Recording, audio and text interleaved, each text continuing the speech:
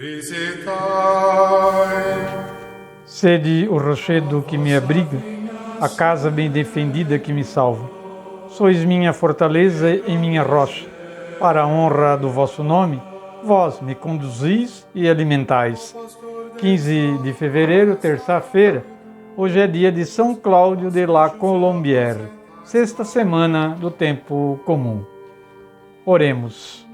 Ó Deus, que prometestes permanecer nos corações sinceros e retos, dai-nos por vossa graça viver de tal modo que possais habitar em nós. Isso vos pedimos por nosso Senhor Jesus Cristo, vosso Filho, em união com o Espírito Santo. Amém.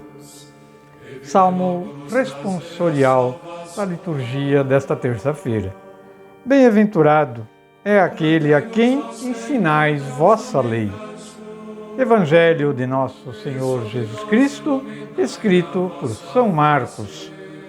Naquele tempo, os discípulos tinham se esquecido de levar pães. Tinham consigo na barca apenas um pão. Então Jesus os advertiu: prestai atenção e tomai cuidado com o fermento dos fariseus e com o fermento de Herodes. Os discípulos diziam entre si: é porque não temos pão. Mas Jesus percebeu e perguntou-lhes: por que discutis sobre a falta de pão? Ainda não entendeis e nem compreendeis? Vós tendes o coração endurecido? Tendo olhos, vós não vedes? E tendo ouvidos, não ouvis? Não vos lembrais de quando reparti 5 pães para 5.000 pessoas? Quantos cestos vós recolhestes cheios de pedaços? Eles responderam: 12. Jesus perguntou: e quando reparti 7 pães com 4.000 pessoas, quantos cestos vós recolhestes cheios de pedaços? Eles responderam: 7. Jesus disse: e vós ainda não compreendeis? Palavras da salvação. Que o Santo Evangelho perdoe os nossos pecados e oriente a nossa vida. E a reflexão, novamente trago, sobre este Evangelho de hoje, do livro Dia a Dia com o Evangelho.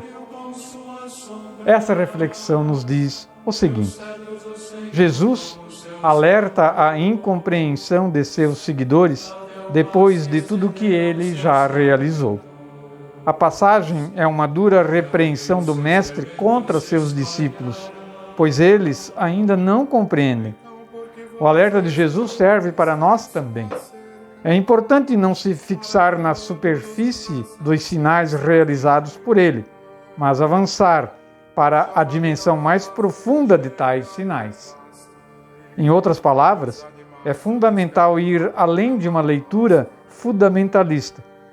O texto nos mostra que podemos perder de vista o que é fundamental, o sentido cristão das coisas, quando estamos dominados pelo imediatismo. Então, caríssimos irmãos, nós temos hoje ainda essa incredulidade dos apóstolos, que mesmo estando ali, presentes junto com Cristo, presenciando os sinais que ele fazia, os milagres que ele fazia, mesmo assim, eles duvidavam. E nós hoje, depois desse tempo todo, depois de toda a doutrina que aprendemos com os apóstolos, com o próprio Mestre Jesus, ainda nós duvidamos. E muitas vezes nos julgamos superiores a Cristo. E também, claro, superiores aos irmãos. Jesus, manso e humilde de coração, fazei o nosso coração semelhante ao vosso.